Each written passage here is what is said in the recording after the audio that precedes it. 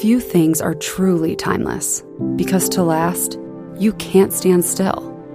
That's the beauty of Michigan. You can feel it everywhere, like a fresh breeze on a riverfront stroll, or how the nightlife hums with electricity, like an old friend with new stories to tell.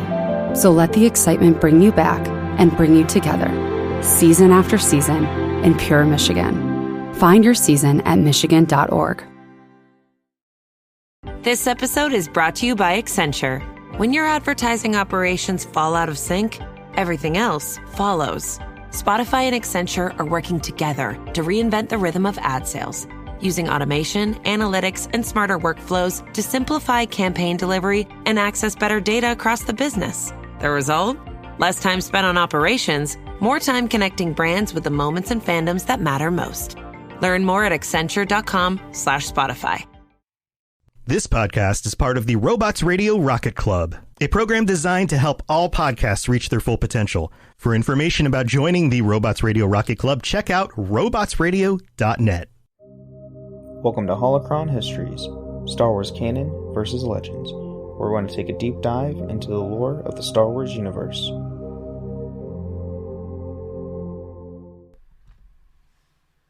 Hello and welcome to the Holocron Histories podcast, where we talk about Star Wars canon versus legend. I am one of your hosts, Austin, also known as Teacup. And I am your other host, Ben of Temeria. And I have to say, this is the second time we're doing an episode for May 4th. Yeah, we've gotten pretty lucky. So a year ago today, or not today, but around this time, we were doing a Kenobi deep dive, kind of talk about his past before the Kenobi series. Which was I think a week after May 4th? Yeah, something like that. Which had its ups and downs, but we are now on May 4th, and we are off of the release of Jedi Survivor, which we're not talking about today, just to kind of avoid spoilers for the game for a little bit. And we're also off of the 40th anniversary of Return of the Jedi. So today we are talking about something that is very relevant to Return of the Jedi. Yes. Those cuddly bears that we all know and love, the Ewoks. And I mean, they are cuddly. They look cuddly anyway. But don't make them mad, because you find that out real quick if you play what's the game mode in Battlefront 2? Is it Ewok Hunt? It is terrifying. I have nightmares about that. That game mode is terrifying because it's pitch black, and you start as a stormtrooper, and you just hear the little bears running around, and it's terrifying. Well, it is just kind of funny that they take down the Empire with effectively like Stone Age weaponry. Yeah. Yes. I think them using the fear factor helps them tremendously in all this, because they don't care. But so let's get right into it. This is a Legends and Canon episode. So today, we're going to start with Legends, so we're going to start with their biology and appearance, which is both Legends and Canon. So, with their biology and appearance, Ewoks were sentient humanoid mammals, averaging about 1 meter in height, which could provide an advantage when trying to hide. They were covered in fur from head to toe, with brown and black the most common colors. Other Ewoks were near white or reddish fur, but red fur was supposedly the rarest shade an Ewok can get. Most Ewoks had solid colored fur, though a few spotted stripes. Ewoks had large bright eyes, small humanoid noses, hands had possessed 2 fingers and an opposable thumb. Despite their small size, Ewoks were physically strong enough to overpower combat-trained humans, and the human Mace Toini likened their appearance to little bears, quote-unquote, though they were sometimes referred as mini Wookiees, which I could see. Which is interesting because, and we might get this in the behind the scenes later, but, originally Endor was supposed to be Kashyyyk. Mm-hmm. Yep. Yeah. And then, And so, they added Kashyyyk as an actual world when the prequels came around. So right, right. Well, no, no, it was because I can't. Well, hold on. was it? Let's Because they do never math. We have to do math. KOTOR was first before Revenge of the Sith. Phantom. Well, oh, you're right. You're right. Oh, yes, you're right. Oh my gosh. Because KOTOR was 2002. Revenge of the Or Sith something. was 2003. Was No, it? Revenge of the Sith. I'm pretty sure Revenge of the Sith was like 2005. Was it? Yeah. Oh, math's hard. Clone Wars was around. Attack of the Clones was around that time. Yes. Um, but that's also now I'm trying to remember if the original Battlefront, I'm pretty sure also released before Revenge of the Sith. I well, that's something we would have to check later. I can't remember at the top of my head. Right.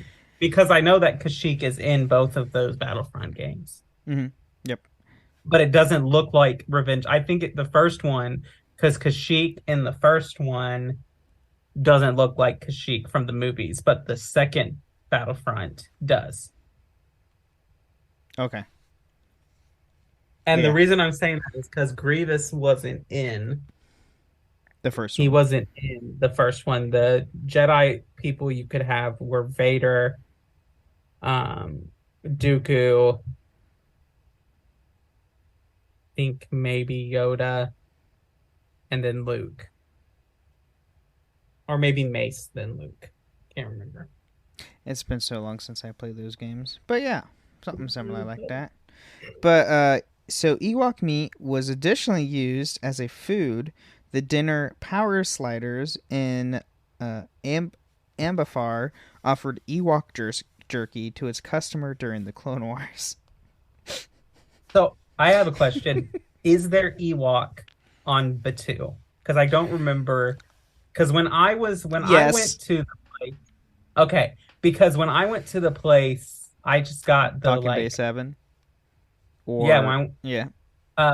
yeah, maybe Docking Bay 7. Because there's Oronto Roasters and there's Docking Bay 7. There's the two. Yeah, I can't remember, but I got the big, like the chicken, basically that are chicken nuggets that are like the size of my Endorian tip yip. Yeah. Yes, and the reason we know that's Ewok is because it literally is called Endorian tip yip. Oh yeah. Endor. I mean, what lives on Endor? What calls things tip yip? I wonder. So now let's dive into their Legends history. So, despite their primitive technology and their isolated homeworld, Ewoks were not totally unknown in the wider galaxy, even before arrival of the Galactic Empire on Endor. And early as 3639 BBY, an Ewok mercenary named Trek became involved in the events of the Galactic War, which is the events of Star Wars The Old Republic MMO. Trek is a cartel market companion you can buy. You can customize them fully. You find them in the Smuggler's docking bay in either the Republic or Imperial fleet. Once you buy him, and then he is a companion for you forever. But yeah, and he's very Trek is a she. She's very aggressive. You can buy, or is that only available for the smuggler class? No, it's all of them. It's for your account period. Okay. Well, because I thought you couldn't go into the other docking bays of the class docking bays. No, it's not. It's the mercenary docking bay / it's because you have a bunch of smuggler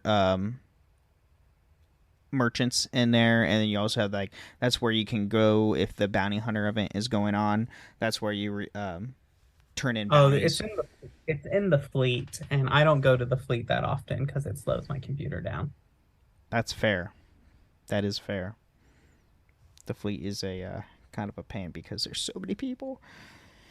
So centuries later, during the Clone Wars, Ewok jerky was sold Power Sliders, a diner on the planet of Abafar. The phrase "a Rodian in Ewok's clothing" was used by Mon Mothma in a speech that gave on Agamar before the Battle of Yavin. And the Ewok of Bright Tree Village, led by Chief Sherpa, the medicine man Logray had extensive contact with off-worlders. These Ewoks helped the shipwrecked humans Mace and Sundar Tawani rescue their parents from a Gorax, which that. Oh, okay. They're the we see a Gorgax in Jabba's palace, if you ever look it up. Later, a group of Sansian marauders who had crashed on the Forest Moon several decades earlier attacked the Ewoks, killing all of the Tawani family except for Sindel and taking several Ewoks prisoner. And then a young Ewok named Wicket Wisery Warwick helped Sindel and other shipwrecked humans defeat the Censarians, rescue the prisoners, and find the parts needed to repair their Barakian's ship. Finally, they helped to stop an Imperial scientist named Dr. Rhaegar, who attempted to steal the sacred Sunstar to use to take control of the Empire. So these, even though Ewoks are isolated on their forest moon, they are pretty active in major events. So does this come? Does this come from the Ewok cartoon? I think so, because I know. Yeah, I'm pretty sure it does. Because what was that cartoon? Was it during around the 80s? After, I mean, it was after Return. So I want to say it was like late 80s or mid 80s. Yeah, I think that's right, because I think it's like late 80s, turn to 90s. Mm-hmm.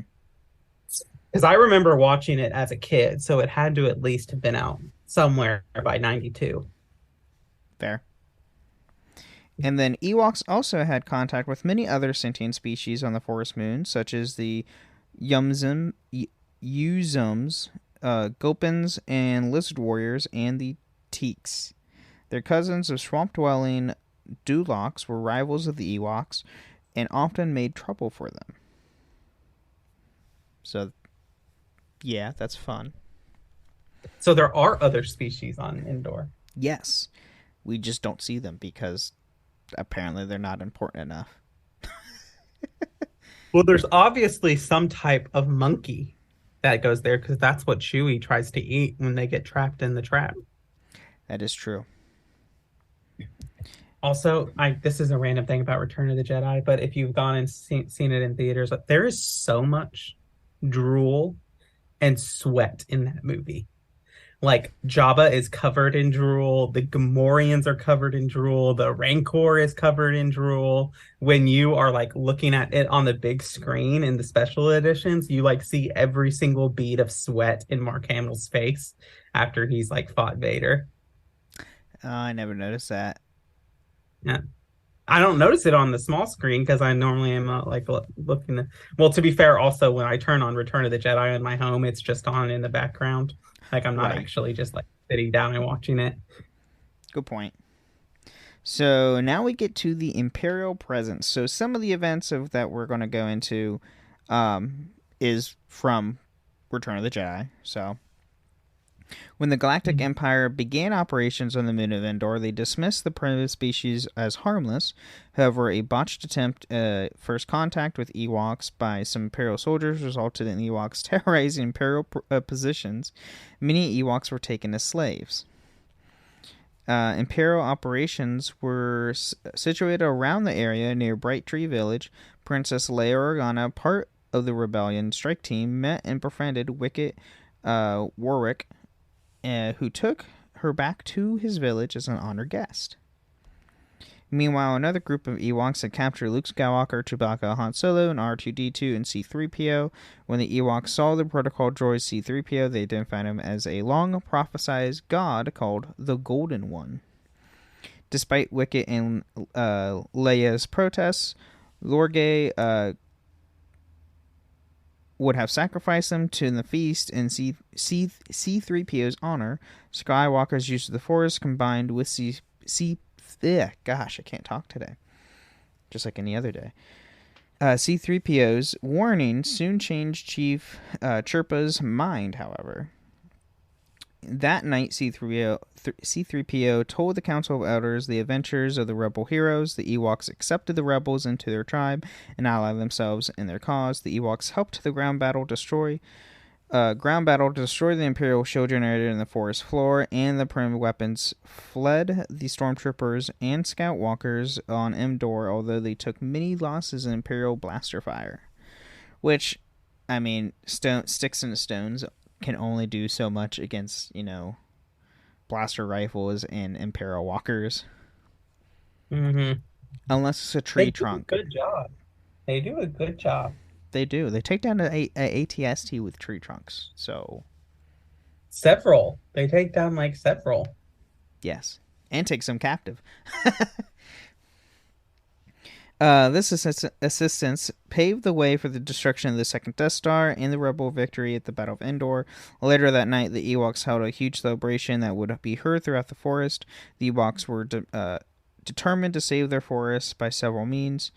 After the Battle of Endor, some Imperial propaganda stated that Ewoks were driven into extinction due to the after effects of the battle. In fact, the rebel forces managed to stop the debris of the Death Star 2 from having a serious environmental effect on the forest moon. So. And then Hugh Matarl, a surviving Imperial stormtrooper from the battle, however, hated the Ewoks for their methods of battle, as they had killed several of his comrades in various brutal ways. He later shared his experience to Sindel Tawani, voicing his opinion on the Ewoks. I mean, I understand where the stormtrooper's coming from, but let's get real. You literally enslaved and killed their fellow Ewoks. Sorry. Not sorry. Yeah. And then after the rebellion reorganized into the Alliance of Free Planets, the Alliance used Bright Tree Village as their headquarters for a brief period of time. Even with the Imperial forces gone from Endor, it was a turbulent time for the Ewoks. The Harmony instigated a conflict between the Loshbi and the Ewoks, which resolved through the Alliance's efforts. Soon afterwards, a second battle was fought in the skies above Endor when the Alliance was attacked by Nige and the Markabri forces led by the self-proclaimed Dark Lady of the Sith, Lumina? Which, is she from the books? I want to say. Yes. Okay. Yes, so she is a arch nemesis of Luke kind of later in the New Jedi Order era, kind of New Republic era. So yeah, she's kind of there, which will be interesting to see how much of that story kind of plays into what's going to go on in this Rey movie, what's going to go on in the Dave Filoni movie and the Ahsoka series. True.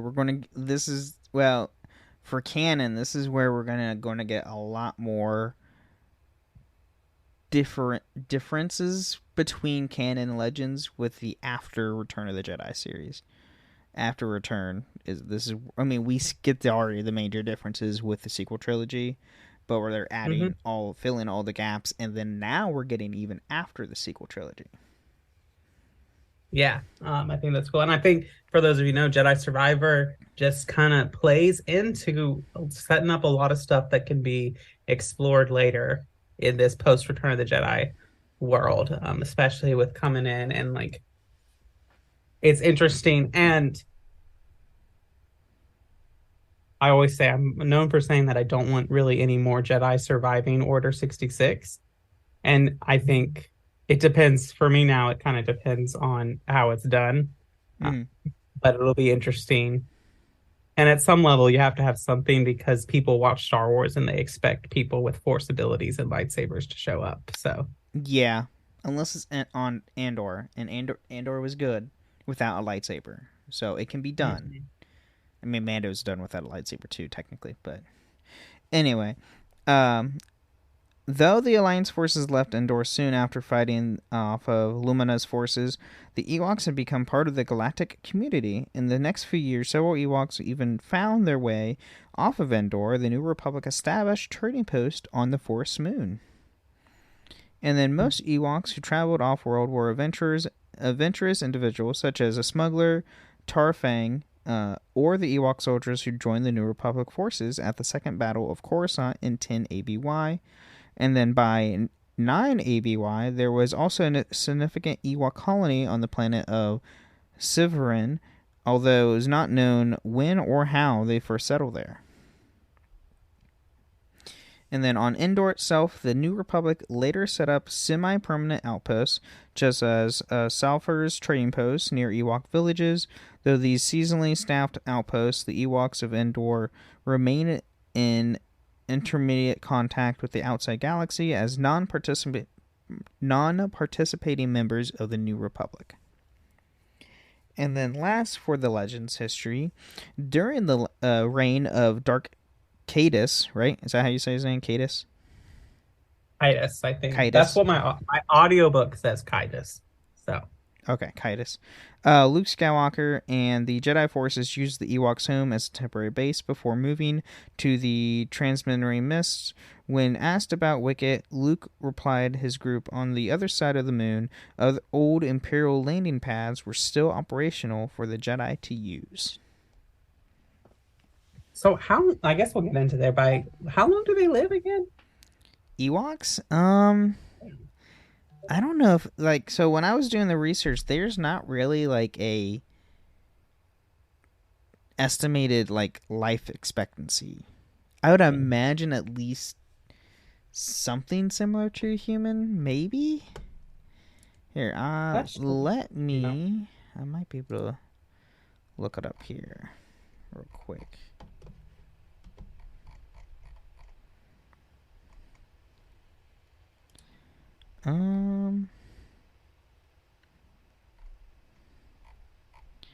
Yeah, they surprisingly enough, we don't know the life expectancy of a Ewok because it's never been explored yet.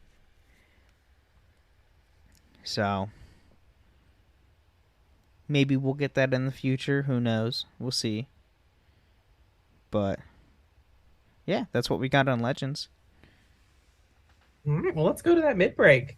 All right. The new LinkedIn Hiring Pro can't undo your last hire. The human postponer. They were the master of one phrase. I'll circle back on that. But 3 months later, you were the one doing all their work and wondering how big that circle is. But LinkedIn Hiring Pro can take the hiring load off your plate. By automating the hiring busy work from the initial job post to scheduling interviews. Hire right the first time with LinkedIn Hiring Pro. Post a free job today at linkedin.com/quality. Experience a membership that backs what you're building with American Express Business Platinum. Get 2 times membership rewards points per dollar on eligible purchases in key business categories, as well as on each eligible purchase of $5,000 or more, on up to $2 million in eligible purchases per calendar year. American Express Business Platinum. There's nothing like it. Terms apply. Learn more at americanexpress.com/business-platinum.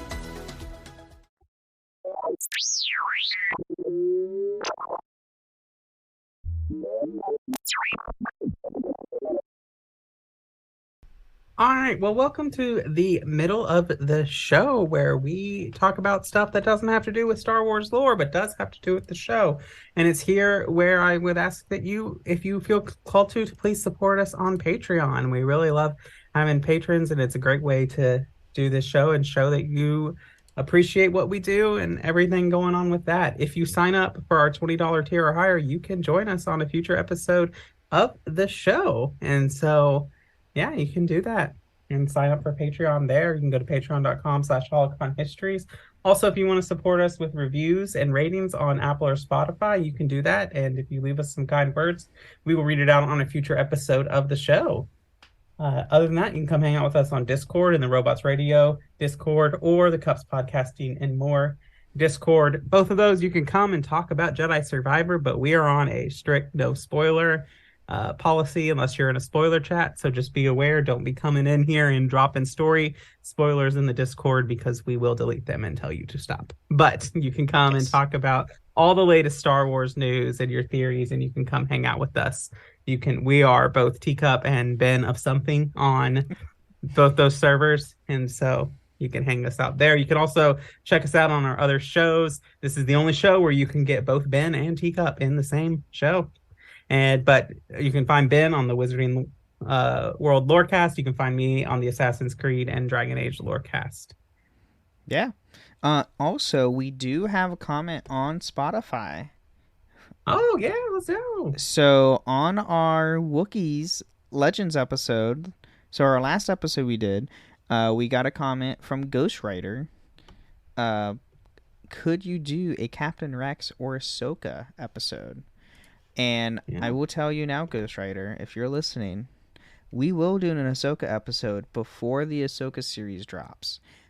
Yes. I can guarantee you that already. We will do one. We did one for Kenobi. We're definitely going to do one for Ahsoka before the show drops. Right. And there is just a lot of stuff to cover. And if you have stuff that you really want, make sure to let us know because we'll cover it sooner. But the Star Wars universe is huge, and there's a name for everything. And even that weird kind of bird thing that was on that one planet, odds are it's got a name and a history on the Wikipedia. Yes, that is so true. So yeah, drop in comments on Spotify, leave us reviews on Apple, let us know what you want to hear, what you think we should do next. We will try to fit it in or go straight into it. So yeah. So I think it's a good time to get back into the canon of Ewoks. Yeah, let's do it. Now playing on Netflix, The Hawk. From the mind of Will Ferrell. Oh, mama, I'm back! Comes a new original series. Get ready, get ready. That's it. Did I stutter? When an iconic pro golfer... Lonnie, Hawkeye! ...takes one last swing at greatness. You were a big shot golfer. I still am a big shot golfer. No one... Dad, I'm the Hawk now. ...will stand in his way. Oh! That's how it's done. The Hawk. Now playing only on Netflix. This episode is brought to you by Starbucks. That is fire. Whoa, that's good. This might be the drink of the summer. Okay, I like this one too. I'm rocking with it. Okay. Try it for yourself. Starbucks Refreshers Concentrates are coming home. Find them in the coffee aisle and make it yours. All right, now that we're back, we have the history for the canon of Ewoks. So a lot of this is going to be somewhat similar. There is some little differences, but a lot of it's mainly Return of the Jedi. So we have liberating from their home.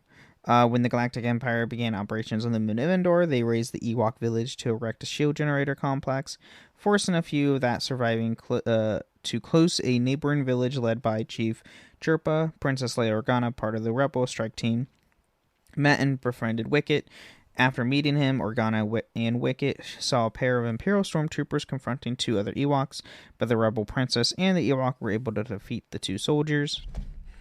Organa was then taken back to the Ewok village as a guest. Yada yada. Luke, Chewbacca, Han, R2, they all been captured. They all get taken back. Ewoks prophesize C-3PO as a god. Still, I don't understand that. I'll tell you I originally rewatched this in the theater. So all this is like really fresh in my mind. The part that got me like cackling in this movie was when Han is like 3PO, tell them to let us go. And 3PO is just like, it would be improper for me to impersonate a deity. And it just sent me. They're It was so they're funny. already making you a deity. Come on, 3PO. Be a team player. He has to follow the rules. He has to follow Also, his programming. 3PO made me laugh so much in this movie because there's one time where R2 is something bad happens and they're following, and 3PO just goes to R2 and just goes, and you said it was pretty here. What planet was that? Endor. Was it Endor? Okay. Yeah. Oh my There's only gosh. 3 planets in that movie. There's Tatooine, Dagobah, and Endor. Oh my gosh, there are.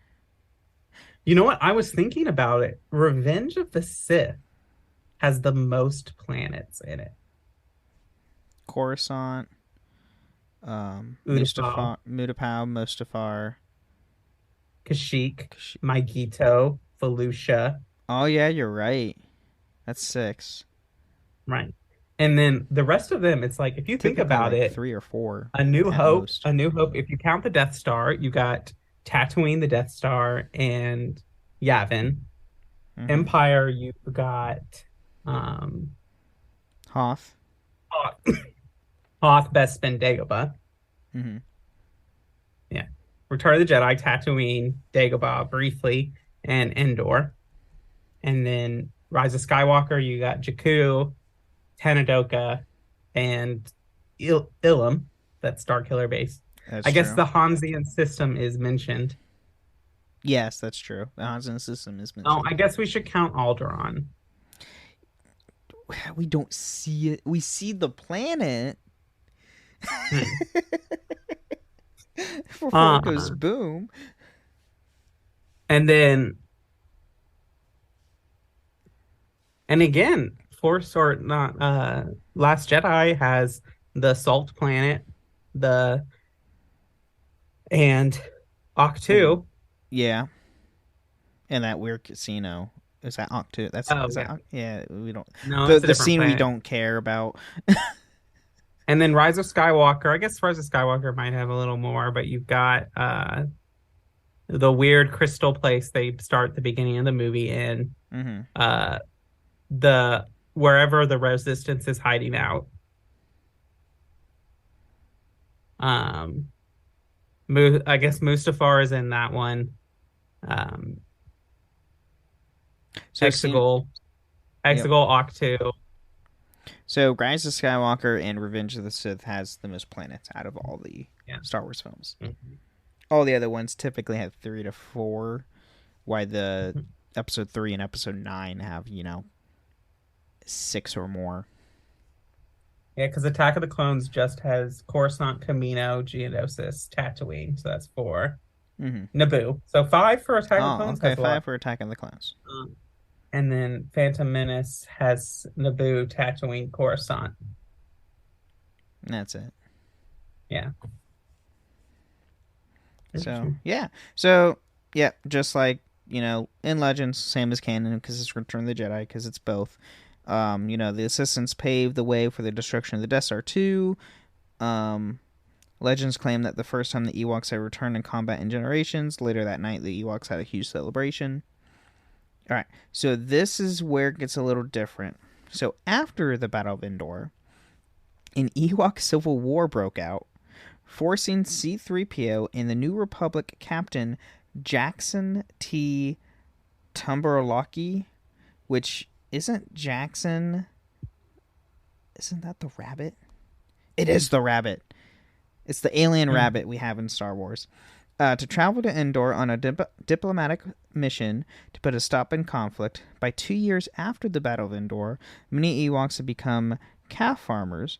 Additionally, at least one Peekpa found an employment with the New Republic as a slicer. And then a galaxy-wide uprising against the First Order erupted. One of the worlds to rise up was Endor. Warwick and his son Palmet Warwick witnessed the destruction of the First Order Resurgent class Star Destroyer by a Holdo maneuver. So, do the Ewoks do a holdover maneuver? They just they witnessed. That's at the end. Yeah, that's at the end. Mm-hmm. Right. So I was always confused when in Rise of Skywalker, when Rey goes to the Death Star. Mm-hmm. Is that Endor? Is that the Forest Moon, or is that a different planet that the Death Star debris has fallen through? It's a different planet because it didn't fall. I think it was the actual planet. Not the Forest. Because Endor is the moon. Well, okay, we're not. Okay, Endor's the planet where we're at an eon. Is the Forest Moon? It's like so like Yavin is not actually the planet Yavin because Yavin is a gas giant. We're on the fourth moon of Yavin. So this is the Forest Moon of Endor. So where the Death Star actually landed on the planet of Endor. Okay. Yeah. Yes. So that's actually Endor, where everything that happens in Return of the Jedi was the Forest Moon of Endor, because it doesn't have an actual name. Which I guess there is confusing. A thing of like moons being different climates, because I guess like Europa is like this ice thing, and play Destiny 2. That's a moon of Jupiter. Play Destiny 2. Europa is a complete ice barren wasteland. Yeah. Whereas Jupiter is this big gas giant. Yep. So I guess. But yeah, they witnessed the holdover maneuver, which is interesting, or by a holdover maneuver anyway. Which, by the way, is just insanely. It's so weird how that worked. But anyway, Ewoks in the galaxy. So, despite their prim technology and their isolated homeworld, Ewoks were not totally unknown in the wider galaxy. During the Clone Wars, Ewok jerky, quote-unquote, was sold at Power Sliders, which we have already, discussed. As a manner of recompense for saving Endor, some Ewoks agreed to travel off-world to help Rebel veterans recuperate, working with Dr. Arsad as therapy Ewoks, quote-unquote. Therapy Ewoks were offered to those who would suffer the horrors of war, such as witnessing tragedy. Oh my gosh. Words are hard. Needed help with their recovery. Those who found their option distasteful were sometimes given the use of a therapy droid instead. So basically, they're therapy cuddle bears. Okay. I have beef. You're telling me that therapy exists in the Star Wars universe. Mm-hmm. Do you know how many Jedi problems could be solved by a proper therapist?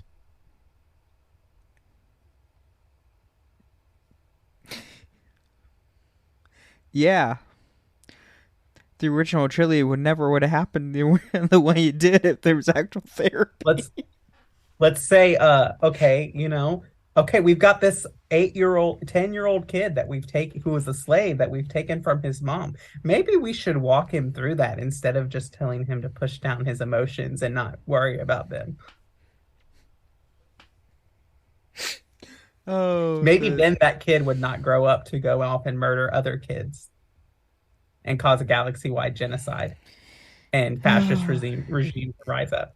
Yeah. Things would have been a lot easier for the galaxy. Anakin needed a therapy cuddle bear. Yeah, or therapy in general, but oh my god, yes. Oh, jeez. So many things would have been solved way sooner than later. Actually, a lot of video game characters would make better decisions had they gone to therapy. Good point. So now we have their culture. So by the time of the Galactic Civil War, the Ewoks had reached a level of civilization where they engaged in religious, artistic, medical, and even political activities and spoke in their own native tongue of Ewokese. Nevertheless, they still focused most of their energies on their daily provisions of food. They had acquired knowledge of pottery, hunting, and construction of complex wooden structures, and the creation of fire. They're basically cave teddy bears, sentient teddy bears. No, because like they have a language, like an actual good point. language. That is true. They're more complex. 3PO, that 3PO knows somehow. Knows. So this is my theory about that. Okay. I think that what it is that. So if you look in the scripts, he says, I am C-3PO, human cyborg relations. I think that's the company that designs his programming. So I think what Anakin does is he gets the parts, and then basically there's like a universal software that you might be able to pirate or download that you basically program in the software, whereas Anakin is mainly dealing with the hardware. Okay, that would make more sense, because how the heck would a 10-year-old know how to program a droid that knows over 1 billion languages? Right, and also only a corporation could put something in the code of the programming that the droid can't use, like the ancient Sith language. True, and I want to know, how did that company get hold of a freaking ancient Sith language? Who knows? But who knows? But that's my theory of how C-3PO knows the Ewok language and all these languages, is because the droid programming is more like, you go down and you might have a computer, but you go to a website or something and you download the software to run Apple or Microsoft, whatever. That would make a lot of sense. Windows 10, Windows 11, whatever. It's a better understanding than knowing like a 10-year-old somehow knew these languages and programmed them into a droid. So hey, I actually made something in Star Wars make sense without just saying the Force. So this is true. This is also true. So, while most of their lives would be spent in the treetops, several members of the tribe would require to venture out in the forest floor to forage for berries, gather herbs, and hunt. During the warm summer months, some Ewoks stayed in fishing villages or hunting and farming lodges on the forest floor, utilizing ponies and bordocks to haul loads of supplies between settlements. They nonetheless kept their guard up for ferocious predators and other sentient creatures, such as the Yugzums. Okay, so this is my other thing. I know that, like, we're not, like, there's Ewok jerky or whatever, but, like, the Ewoks are also not above eating sentient creatures because they were going to eat Han and Luke. Like, that's the reality. If you look at the end of Return of the Jedi, they're using stormtrooper helmets as drums. Yeah, they're murder bears. What happened to those bodies? They're murder bears. Yeah. So if anybody, for real, they eat people. Literally, this reminds me. There is a game called Naughty Bear. Not even joking. This is a 360 PS3 game. You play as a teddy bear, like a legitimate stuffed teddy bear, who is really angry, very evil, and you use all kinds of weapons to kill other teddy bears. It's a legit game. Look it up if you want. It's so much fun. Sometimes gamers scare me. Just want to say that. On a whole, gamers are typically very good people. But some of the things we come up with scare me a little bit. Just a little. Just a little. So, existing in harmony with nature, Ewoks lived high among the trees in the forest moon of Endor, in villages built between the closely spaced trees. The canopies of the great trees were filled with watchers and could alert the tribe of approaching Gorgaks or Condor dragons, and could use gliders to patrol the lands above the local village. Bachelors, on the other hand, often lived in the ground and kept watch for even greater dangers, such as duloks, and even emerged from the swamps to prey on Ewoks and lantern birds. The Ewoks were deeply spiritual people. They revered the summoning great trees and believed themselves to be descendants of the great tree, a sacred tree in the forest. The legend of the Golden One told of a deity that allowed the Ewoks to live in light. After C-3PO and the rebel allies arrived and led the Ewoks into the Battle of Endor, legend told that the Golden One had returned to answer their prayers. This conferred the Ewoks were also fire resistant and served as nature insect repellent. As a natural insect repellent. The basic design of the tree village had a central village of thatched roof huts on the primary limbs. These huts were high enough above the ground to be out of reach of predators. Suspended bridges connected the gaps between trees, adjoining distant huts. Knotted rope ladders allowed access to up and down. Food, kindling, and other provisions would keep under the floor of Ewoks' houses, and woven sleeping mats and furs were stored in the lofts above. Hoods, capes, and even tools to hunt hung on the walls. And then in Ewok society, the most important people were the chief, the medicine man, and the council of elders, with a different council leading each individual Ewok tribe. The Ewoks enjoyed singing and praying music during celebrations, festivals, and rituals.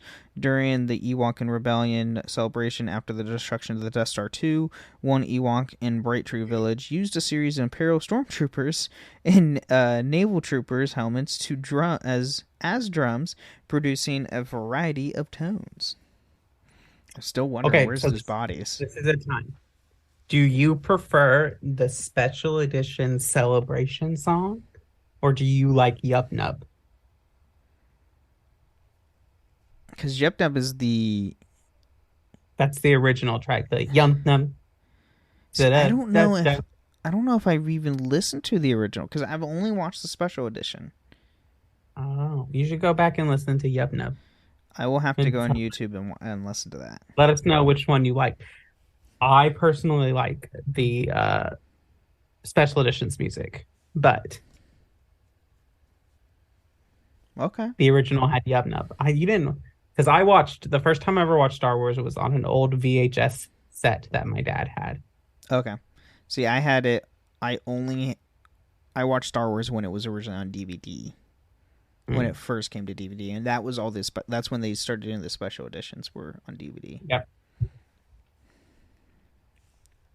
So the Ewoks also used a variety of weapons that included nets, knives, stone spears, slingshots, arrows, bows, arrows, wooden battering rams, rolling logs, and catapults. During the Battle of Endor, they threw large rocks at stormtroopers and used ropes to dismount scout troopers from their speeder bikes, and tripped and crushed the large AT-STs with logs. Noble hunters slit the throats of Imperial officers with their knives.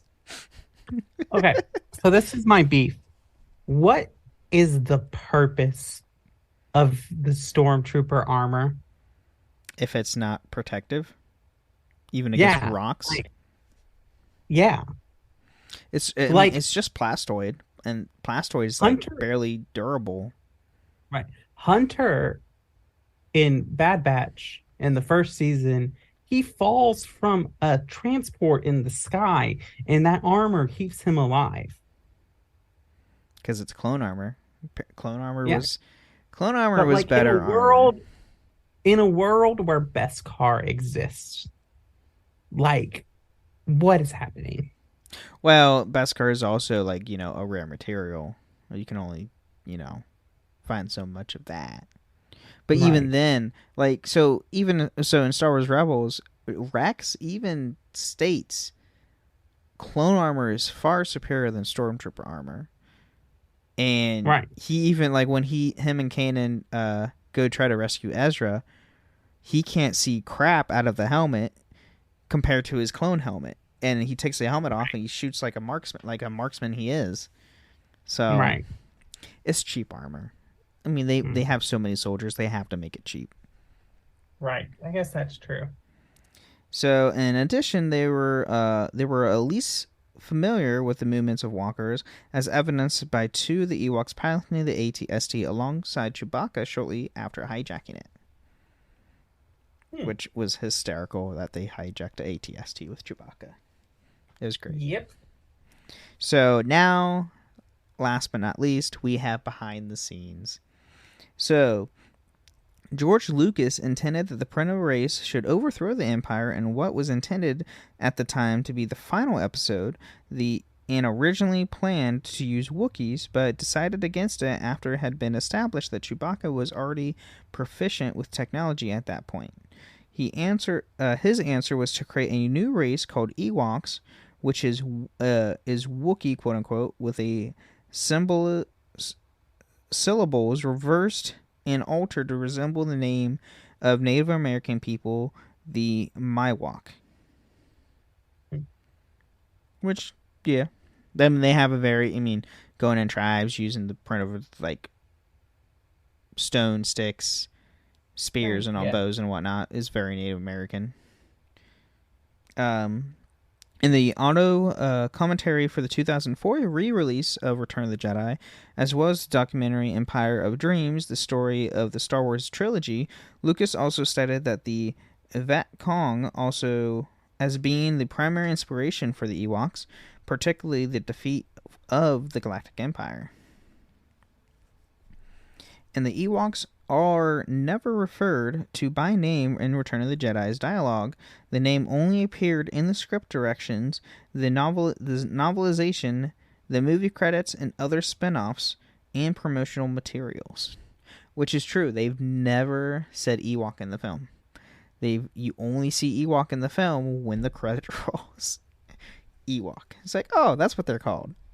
It's like Empire never says Boba Fett. That is true. They never said his name. But we do know Boba Fett if you watch the holiday special. Yes, because that was when he originally was first appeared. Mm-hmm. Yes. The holiday special that we will never talk about. Well, and this is also a fun thing, is that Luke doesn't say Luke Skywalker until like 40 minutes into A New Hope. We know his name is Luke, but no one says, like, it's not until he sees Princess Leia and he goes, I'm Luke Skywalker and I'm here to rescue you. That's true. We just know him as... that's true. About that line, I really wanted him to say that line when he made his appearance in Mando Season 2, and he comes up and he's just like, I'm Luke Skywalker and I'm here to rescue you. Yeah, that'd have been good. And then Ewoks made an appearance in the 2017 video game Star Wars Battlefront 2 in multiplayer modes such as Galactic Assault and Co-op. Ewoks Hunters served as a Rebel Alliance infiltrator class and also selected by players to play as. Battlefront 2 also features Ewoks in a game mode called Ewok Hunt, in which a group of players are chosen to play as stormtroopers on Endor, while the rest become Ewoks, and the stormtroopers are required to fend off attacking Ewoks as they wait for evacuation shuttle to arrive. And it is very terrifying. You can go play it now. It's a permanent game mode in Battlefront 2 to this day. It is terrifying if you have not played it. Go and play as a stormtrooper. It's like if you've ever played what is that game? Like Dead by Daylight? Yeah, if you've ever played Dead by Daylight, it's kind of like that, except it's darker and there's more than one killer. And the killers are like a third of your size as a stormtrooper. You can't see them. You hear them making noises, and then once you hear them, it's too late. They're either throwing jars of bees at you or, stabbing you with a spear. Yeah. I saw a TikTok that was one time. It was like when someone starts shooting an Ewok hunt, and it was just everyone just shooting a bunch of like someone fired a shot, and then 5 seconds later, like everyone is firing in that direction. Oh my God, where is he? Oh, it's hysterical watching videos on it. It's hysterical and terrifying. But yeah, that's what we got on Ewoks. There was something else I was gonna say, and I can't remember what it was now. Mm-hmm.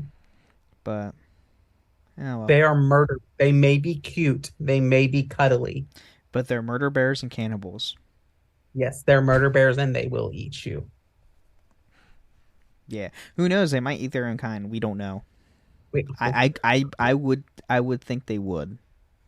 if you have ever watched the Family Guy spoofs on the things that Ewoks do eat other Ewoks and stormtroopers. Fair point. Oh, fun fact, The Simpsons is getting a May 4th special. Oh, really? Yep, they just announced it today. The Simpsons is getting I don't know if it's a full episode or like part of the episode is going to be for May the 4th. So, and mark your calendar. I mean, when you're listening to this, it is May 4th. We're recording on May 2nd. Mm-hmm. But May 4th, if you're listening to this in the morning, be aware, Shop Disney will have new May the 4th merch, as well as a new Cow Cactus lightsaber based on his new lightsaber-ish that we have in Jedi Survivor. What I'm hoping for, because they just announced it's going to be they're releasing at the parks at Doc Ondars, but there's going to be new lightsaber hilt stands at Doc Ondars starting on May 4th with... You can buy kyber crystal attachments to where you can place your kyber crystal on the stand. Oh. Which is really cool. And I'm really hoping they sell them on Shop Disney. So, the last May 4th, when they released the Camtano safe, which I actually have right here next to me, it was announced last year on May 4th and was up on Shop Disney, but then was literally sold out after like half an hour. So... If you're not going to Disney this year, might want to get on the website. I don't know how much Cal Kestis lightsaber is going to be. It's probably going to be like $300-$400 because it's a double blade. Who knows? With a wooden box, which typically makes sounds when you open it. But yeah, fun stuff. Yeah. May 4th is always fun. Mm-hmm. Yeah. Well, hope you all have a very happy May the 4th. And thanks for listening to the podcast. And may the Force be with you. Thank you for listening to Holocron Histories, Star Wars Canon versus Legends. You can find us on the Robots Radio Discord at robotsradio.net. You can also follow us on Twitter at SWHoloHistories and contact us at holocronhistories@gmail.com. A burst pipe. A dead water heater. The AC calling it quits. Who do you call? HomeServe is an easy way to handle unexpected home repairs with plans covering stuff basic homeowners insurance usually won't. Instead of scrambling for a contractor, you make one call to get the repair process started. Join the millions of customers who trust HomeServe right now. Go to homeserve.com/podcast for 50% less your first year. That's homeserve.com/podcast. Savings compared to renewal price void in Florida.